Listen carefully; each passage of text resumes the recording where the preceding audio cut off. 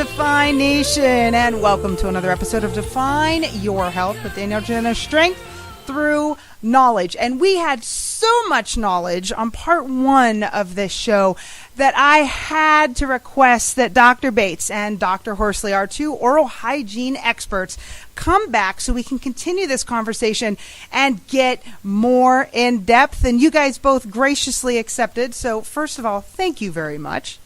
Certainly. Glad for having us. That's right. We are going to be the defenders of plaque. I don't know. We're going to come up. We're going to get a little superhero shirt made. How about that? You guys like that idea? Sounds great. That'll be good. I like that. Okay. Well, in the first show, we really ended talking about flossing, and bacteria was something that kept coming up and up and up and up. And it seems to be a common problem both for kids and for adults. It leads to other issues. So, Dr. Bates, start us off and tell us exactly what types of bacteria are found in the human mouth. How quickly can they produce, and why are these so important that we're aware of them? Well, studies show that there are between 500 and 650 different species of bacteria that can be produced in the mouth. Oh, wow. Now, the most common are the Streptococcus mutans, the Streptococcus salivarius, and the Lactobacillus species. Now, some species can double every 20 minutes in the ideal conditions. So, of course, brushing will disrupt these ideal conditions and prevent further bacterial growth. So, as you can see, it's very important to stay on top of your brushing. Oftentimes, the most detrimental type of bacteria that can be found in the mouth that are found in the periodontal diseases are the P. gingivalis, Tannerella forsythia, and Treponema denticola. So, yes, several detrimental type of bacteria that is found in periodontal disease that can cause a lot of damage. So it's well established, good reason of why we should brush on a very regular basis and why flossing is important. One, I don't want all those creepy crawlers up in my mouth. I don't know about you, but that just gives me the goosebumps. Right. That's why it's important. Go ahead. It's important to get into your dentist and your hygienist to get the cleanings that you do need to get twice a year at least, because this bacteria can build up deep in those areas where a toothbrush just isn't going to reach when it's under the gums. So, to just brush and not come to the dentist is where you can lose the ability to really get deep into where those bacteria can live and get that clean. Well, and Dr. Horsley, I'd like you to take this ball and kind of run with it a little bit. Now, there's been a lot that has come up about cardiovascular disease, and on this show we have talked about cardiovascular disease in length, but have not talked about some of the recent studies, including the National Institute of Health, that have talked about the link between poor oral health and cardiovascular disease. And some of those studies point to the very bacteria, in some cases, that Dr. Bates just referenced. So can you kind of give us your opinion on the link between other health issues, particularly cardiovascular disease, and poor oral health? Oh, absolutely. I mean, they're finding more and more that these major diseases, cardiovascular, diabetes, dementia, arthritis, they have been shown to be linked to different dental bacteria. Now, not to say that these are the main causes of these diseases, but they certainly can have a participation in making them worse. There was one study in July 2015, not too long ago, in Korea, and it was published in the Journal of Periodontology, and had collected data from 20,000 individuals, and it showed a strong correlation to some of these individuals with their high blood pressure, which they defined as those with a reading higher of 140/90, and a link to some form of periodontal disease. So out of those 20,000 individuals, they had found that 6,000 of them who they had diagnosed with high blood pressure, that the majority of those 6,000 individuals also had some form of chronic periodontal disease.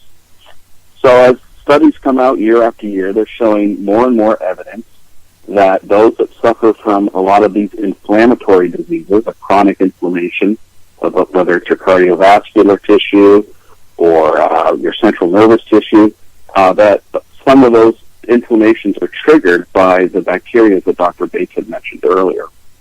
And Dr. Bates, do you agree with Dr. Horsley here? Have you seen different studies or the same type of studies that he's referring to?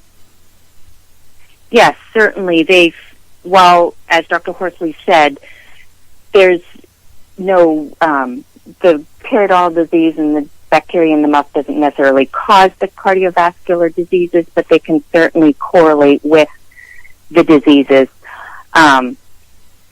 In a study published in the American Heart Association Circulation in March 2013, it was found that up to 50% of heart attacks could be triggered by the oral bacteria.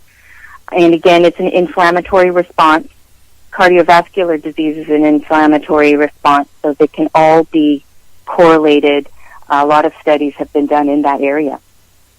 And Defy Nation, we are going to cut away to a commercial break. Remember that this segment is brought to you by Wonderfully Raw, organic, non-GMO snacks, bringing taste that will bring a smile of amazement to your day.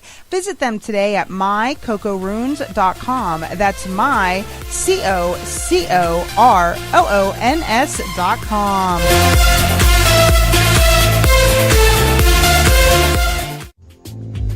Hey, Defy Nation, this is Danielle, and finding nutritional density in snacks these days can be a real challenge, especially for the little ones in your world. When I reach into my pantry, I grab a bag of Wonderfully Raw. Whether it's their Cocoa Runes, Brussels Bites, Dippers, or Snip Chips, I know both my taste buds and my hunger will be satisfied. See the wide variety of flavors sure to please all members of your family at mycocorunes.com. That's mycocorons.com.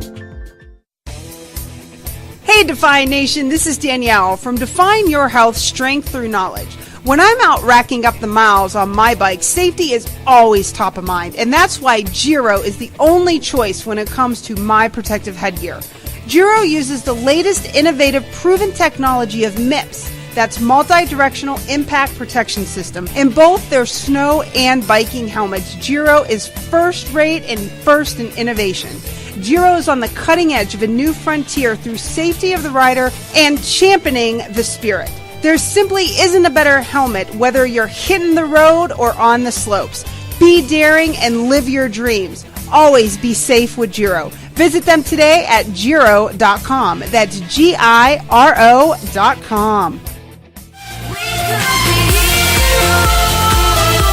And we are back, Defy Nation, with our oral hygiene experts, Dr. Carol Bates and Dr. Aaron Horsley. And we kind of finished that last segment, or we did finish that last segment, talking about the correlation between oral hygiene and cardiovascular disease. And I'd like to kind of transition to another topic, one that is actually pretty near and dear to my heart. That's cognitive function, talking about cognitive decline. The most popular, of course, that people know is Alzheimer's disease, but there's a wide range of fluctuation between cognitive disorders, not just Alzheimer's. As you both probably know, I sit on the board of directors for the Alzheimer's Cure Foundation, and trying to find a cure is something that so many organizations and so many people are dedicated to. But what is your opinion on cognitive function and good oral hygiene? Dr. Horsley, can you start us off? Well, I think according to the research, there's one article by Elizabeth Kane, who is a master's in public health and has a PhD, and she had done some research where bacteria had been associated with a decreased cognitive function. And according to the article, the reason there's a decrease in the cognitive function is that there's inflammation of the central nervous tissue cells. And that inflammation, a chronic inflammation over, turns of years, results in the degeneration of those nerve cells. And this process plays a role in dementia. and they're finding, such as the bacteria P. gingivalis, that these bacteria that are found in our oral cavity, when they had done the autopsy on some of these patients that passed away, that bacteria was found in their brain tissue. And so, study after study, they're finding that these oral bacteria are found in other places of the body and are traveling through our cardiovascular system and playing a demise in not only our cardiovascular, but also in our central nervous tissue. Well, and I guess this is a great example of how the different systems of the body really function together and how there's kind of a domino effect of either good or poor health. Would you agree? Well, absolutely. I think, dentistry in the past has always been, this minor subset of medicine, but they're finding more and more what you do with your mouth and put in it affects your whole body. And, they're finding that all these oral pathogens, they're playing a pretty big role in these chronic inflammatory responses. So I always tell people, hey, do not only your mouth a favor, but your body a favor and get your teeth cleaned. Well, and Dr. Bates, give us your expert opinion on this topic of cognitive function and oral health. Yes, there's definitely a link between the inflammatory response in the periodontal disease and the risk in developing Alzheimer's disease. There's the gram-negative type of bacteria is what is found in the infections in the brain, and they have been linked to the gram-negative bacteria that has been found in the mouth as well. So there is that link there. And again, one thing about the Alzheimer's patients and anybody that has dementia in age is the ability to brush and the knowing when to brush. So, of course, once the disease has progressed to that point, their dental health goes downhill very quickly, and that's, of course, a big problem. Now, have either of you actually experienced this with any patients where you thought, of course, for privacy's sake, not mentioning the patient's name, but if either one of you had a patient where you believe either cardiovascular disease or any kind of cognitive function played a role with bad oral health, specifically if there was maybe no family history or no other possible variables that were there? Dr. Bates, have you ever had that or seen that personally? Well, we certainly do see a lot of patients that have heart problems, high blood pressure. Diabetes is a big one where, a lot of that is genetic, a lot of that can be manifested and very prevalent in periodontal disease. It's something that can be very damaging. We do see a lot of that, and, to say that it's caused by the periodontal disease, maybe not, but it certainly has damages in those areas. A periodontal disease is an inflammation of the gums. With the autoimmune destruction of the diabetes, it can certainly cause the gums to just not be able to heal and to get well and decay, the bone away. Well, and Dr. Horsley, in your vast experience throughout the past 11 years, have you seen this at all? Well, it definitely, you see it. One thing leads to the other, which makes the other worse, whether it's dementia and Alzheimer's, where, like Dr. Bates had said, over time it's getting worse. They're forgetting to brush. They're forgetting to floss. The bacteria content's getting higher, and that bacteria can increase that chronic inflammation of the different tissues that could worsen the dementia. So it's definitely, it all works together, and unfortunately, even if you had everything under control, the other may still progress, but you definitely see it, and you do your best to help these patients and help their family members and educate them, and hopefully, getting them in consistently in for cleanings. Now, a lot of times people say two cleanings a year, and that's just a general rule of thumb. I think there's a big mistake made. A lot of times dental insurances will dictate what patients do with their health, whether it's medical or dental. And, my insurance pays for twice a year, that's what I'm going. But the truth is, there's some individuals, especially the elderly, that they could really come in, once a month. And after that month, you'll see great amounts of plaque and calculus built up. And then there's other individuals that are younger and healthy that, maybe only need a cleaning once a year and could very easily go with a time period like that. So what is your suggestion to those people, though, if they're in that situation where maybe the insurance says, hey, we cover 2 cleanings per year, specifically because you talked about economics earlier. What would your suggestion to those people be? It's really difficult. And I think, there's somewhat of a burden on us dentists to help the elderly in our communities and maybe give them a decreased fee because they need to come in more frequently, and just provide their caretakers, whether it's their children or professionals that are caring for them, and arming them with the proper information and tools in order to help them. Well, let me ask both of you, and I'm just kind of thinking out loud here, but is there any organizations or programs for people that may be in this situation that either you may be aware of that work with reputable, experienced dental offices? Is there any programs or anything kind of available to help folks that maybe are in that situation but don't have the financial resources that you're aware of? Dr. Bates, are you aware of anything like that? Not anything comes to mind at this point in time. Medicaid doesn't cover it, unfortunately. Dr. Horsley, are you aware of anything?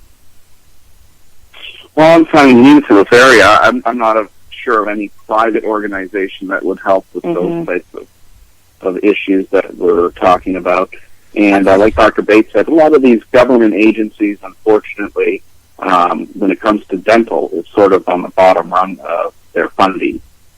Right. Well, and again, I was just kind of thinking out loud since, economics seem to be an issue here and just the connection between it all. So I didn't mean to throw you all a curveball. I was just kind of thinking out loud. And on that note, we are going to cut away to a commercial break. Remember, Defy Nation, this segment brought to you by the Highway for Health Project. Childhood obesity and bullying are preventable epidemics. Visit highwayforhealth.org to learn more. Again, that's highwayforhealth.org.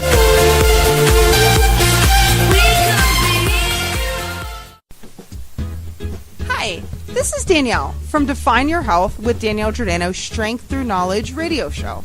Something that is near and dear to my heart is the absolute epidemic of childhood obesity in the United States.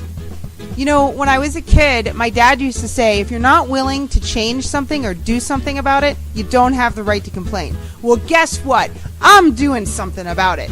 The Highway for Health Project is a project to call attention to this epidemic, this preventable epidemic of childhood obesity, to give parents the tools and the resources needed to educate and make the best choices possible for the next generations of Americans. Help me. Help me help the future. Visit highwayforhealth.org today. Again, that's highwayforhealth.org today. highwayforhealth.org. For 20 years, Nordic Naturals has been dedicated to making the best fish oil on the planet. Their motivation? The heartfelt belief that a single nutrient can change lives. Their love for what they do and the people they do it for drives them to do it right at any cost. That means products that are outrageously fresh, obsessively tested, and passionately perfected. Products that taste so pure, you'll love them. Try Nordic Naturals award-winning omega-3s today and taste pure love. Available at natural product stores nationwide or at nordicnaturals.com. And we are back, Defy Nation, with our very special guests, Dr. Carol Bates and Dr. Erin Horsley, and we are talking about good oral hygiene and the correlation between good oral hygiene and other chronic diseases such as Alzheimer's or cardiovascular diseases and the effects that it has on the body. But Dr. Horsley, I want to throw this to you first. There are other diseases outside of the first two that we talked about that are affected by oral hygiene, or at least that the studies are now showing. Do you know of any that are kind of off the top of your head outside of those first two? Well, I think the first one that pops up is diabetes. According to an article in the Journal of American Academy of Periodontology, diabetic patients are more likely to develop periodontal disease, which in turn increases blood sugar and diabetic complications. So basically what they're saying is people with diabetes, they already have a compromised immune system, and when these individuals have a chronic disease like periodontitis, their body is constantly fighting this infection, which then in turn makes them more susceptible to contracting other infections. So diabetes definitely is one of the big ones that has been linked with your oral condition and bacteria that are found in your mouth. Another one would be arthritis. And, the big thing is that most of these diseases we have talked about they're chronic diseases that are all based around inflammation. And whether it's cardiovascular or Alzheimer's or dementia, all these diseases, they're definitely linking it to chronic inflammation, and that chronic inflammation is in some way fed by these oral pathogens. Well, and let me ask you. So let me ask you, Dr. Bates had made a point in our first show about talking about the amount of snacking that happens and the correlation between starches and sugars and how that builds up and can lead to bad oral hygiene. Do you believe that the correlation between diabetes and oral hygiene is related to that point that she had made about the amount of snacking or the actual consumption of food, or do you think it's unrelated? Well, definitely, diabetes over the long term, type 2 diabetes, is through, foods we're eating and the lack of exercise. And these basically diabetics, type 2 diabetes, as we age and become adults, that constant snacking with high sugary foods, sedative lifestyle, a part of it not maintaining their oral health along with their body is definitely playing a part in their chronic conditions such as diabetes. So it's imperative to seek out a dentist that you trust, get wise information from the dentist and the hygienist, and getting these bacteria counts reduced in your mouth with over 500 to 650 different types of bacteria. The more frequent you're cleaning, you're brushing, and you're flossing, the lower those counts will be in your bloodstream, and hopefully with the lower amounts in your bloodstream, there's less of it traveling to these important organ systems. Okay, that's wonderful. And Dr. Bates, what is your opinion, or what studies maybe have you seen or have triggered some sort of interest related to issues outside of what cardiovascular and Alzheimer's that we have already covered? Do you agree with the diabetes remark that Dr. Horsley had talked about, or are there other diseases that you have been intrigued by? Oh, yes, certainly, and I agree with Dr. Horsley and the diabetes, of course. One study that I did notice is the instance of preterm births. That's something that, again, to inflammation of the periodontium of the pregnant women, a lot of them have been noticed to have periodontal disease and give preterm birth. Now, again, is the correlation, there's a tie between the two. Another thing is stroke.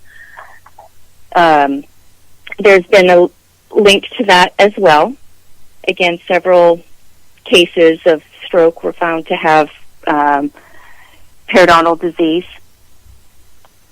Well, and I'm fascinated by the pregnancy. And I'm sorry, if I can back you up a little bit, because that's something I would never make a correlation. And we have we have a very large demographic of women who listen to our show. And so I'm wondering, can you expand on that a little bit? Because that is just, it really is truly fascinating to me. And I'm interested to hear more.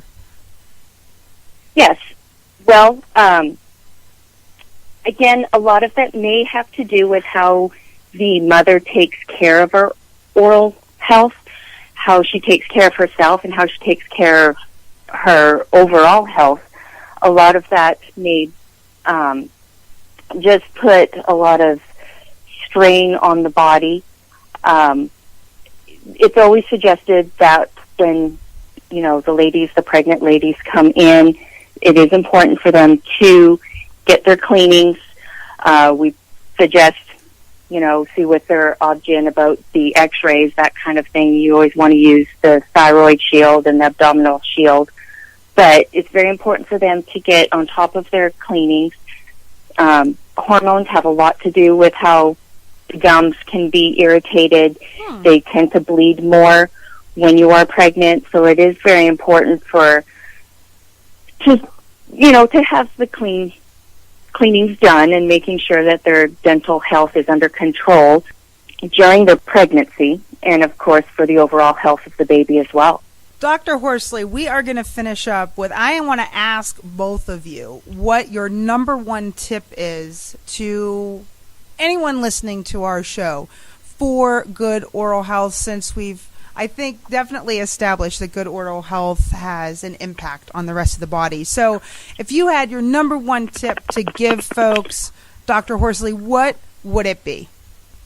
The steps. Well, I think I'd go back to what we had talked about earlier, is finding a dentist, establishing that relationship with their input and the hygienist's input, finding dental products that work well in your hand, and then being with your home care. Setting aside time each day, every morning, every night, and being consistent. Those are the three major things that I would say I would give someone an advice on how to achieve and maintain good oral health. And Dr. Bates, what would be your words of wisdom to leave with our listeners?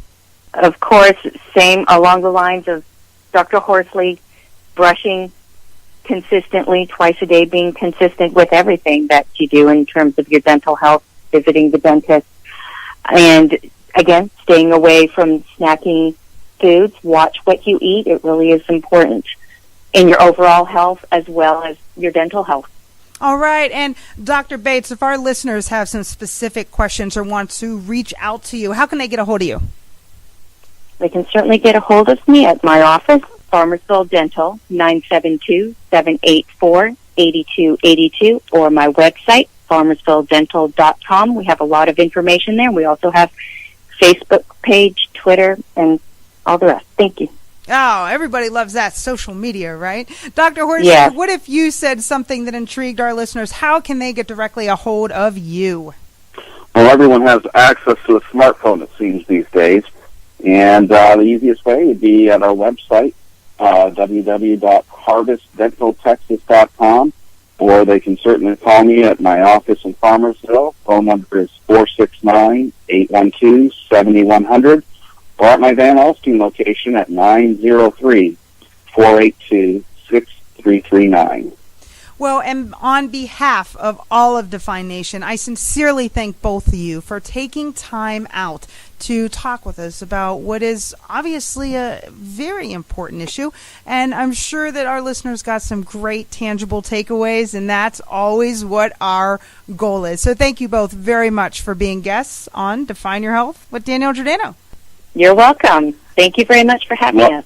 I'd like to thank you, Danielle, and my colleague, Dr. Bates, and the radio station, and most importantly, the people listening. Thank you.